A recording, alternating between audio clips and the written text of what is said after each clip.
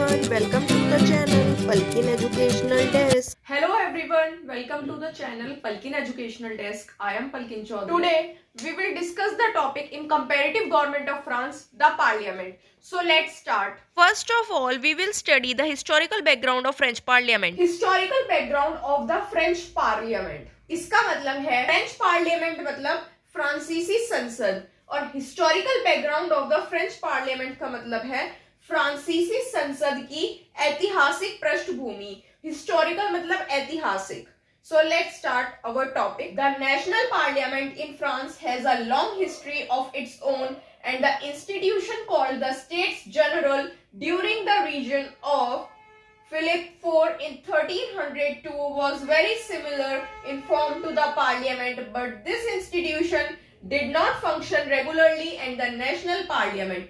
Its continuous form can be seen only after the revolution of 1789. So, the national parliament in France has a long history of its own. France में राष्ट्रीय संसद का अपना एक दीर्घ इतिहास है और 1302 में फिलिप चतुर्थ के राज्यकाल में जो स्टेट्स जनरल नामक संस्था थी उसका रूप बहुत कुछ संसद जैसा ही था, लेकिन इस संस्था के द्वारा नियमित रूप में कार्य नहीं किया जाता था. Its continuous form can be seen only after the revolution of 1789. राष्ट्रीय संसद का निरंतर स्वरूप 1789 की क्रांति के उपरांत ही देखा जा सकता है. The next is similar to the constitutional development of France, the history of parliament in an orderly fashion also begins with the Third Republic of 1875. Constitutional development होता है संवैधानिक विकास और रिपब्लिक का मतलब होता है गणतंत्र और पार्लियामेंट का मतलब है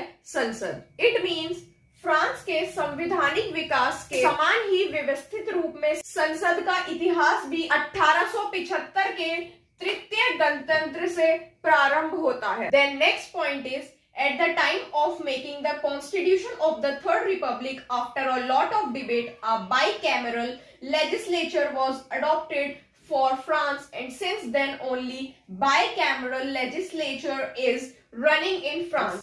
Bicameral का मतलब होता है द्विसदनात्मक और legislature का मतलब होता है विधानसभा या विधानमंडल. It means तृतीय गणतंत्र के संविधान निर्माण के समय पर्याप्त वाद विवाद के उपरांत डिबेट मतलब वाद विवाद के उपरांत फ्रांस के लिए द्विसदनात्मक बाइकैमरल मींस द्विसदनात्मक व्यवस्थापिका को अपनाया गया और तब से अब तक फ्रांस में बाइकैमरल लेजिस्लेचर मतलब द्विसदनात्मक व्यवस्थापिका ही चली आ रही है. The next point is the name of the first and second houses in the constitution of Third Republic were the House of Representatives and the Senate respectively. It means तृतीय गणतंत्र के संविधान में प्रथम और द्वितीय सदन के नाम प्रतिनिधि सभा और सीनेट थे. हाउस ऑफ रिप्रेजेंटेटिव का मतलब होता है प्रतिनिधि सभा. Then next point is changes were made in the constitution, functions and powers of the parliament by the constitution of the Fourth Republic. It means चतुर्थ गणतंत्र के संविधान द्वारा संसद के गठन, कार्यों और अधिकारों में परिवर्तन किया गया. In place of the House of Representatives and the Senate, now their names were also changed. The National Assembly and the Council of Republic. It means प्रतिनिधि सभा और सीनेट से इनका नाम बदलकर क्रमशः national assembly and the council of Republic कर दिया गया. नेशनल असेंबली का मतलब होता है राष्ट्रीय सभा, काउंसिल ऑफ रिपब्लिक का मतलब है गणतंत्र परिषद. पहले इनके नाम प्रतिनिधि सभा और सीनेट थे, अब इनका नाम राष्ट्रीय सभा और गणतंत्र परिषद कर दिया गया. The next point is the form of parliament has been kept as bicameral by the constitution of 1958. 1958 के संविधान द्वारा संसद का स्वरूप पूर्ववत द्विसदनात्मक रखा गया है. बाइकैमरल का मतलब द्विसदनात्मक होता है, पूर्ववत द्विसदनात्मक रखा गया है.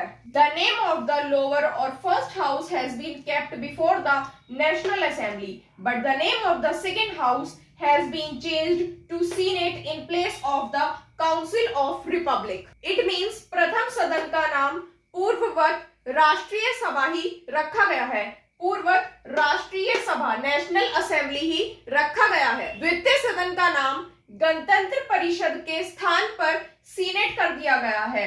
द काउंसिल ऑफ रिपब्लिक के स्थान पर सीनेट कर दिया गया है। In addition to the power of the senate has been greatly increased compare to the council of republic of the fourth republic. It means इसके अतिरिक्त चतुर्थ गणतंत्र परिषद की तुलना में सीनेट की शक्ति में बहुत वृद्धि कर दी गई है। The next point is the tenure of both the houses of parliament and the number of members etc have not been fixed by the constitution. It means संसद के दोनों सदनों का कार्यकाल और सदस्यों की संख्या संविधान के द्वारा निश्चित नहीं की गई है।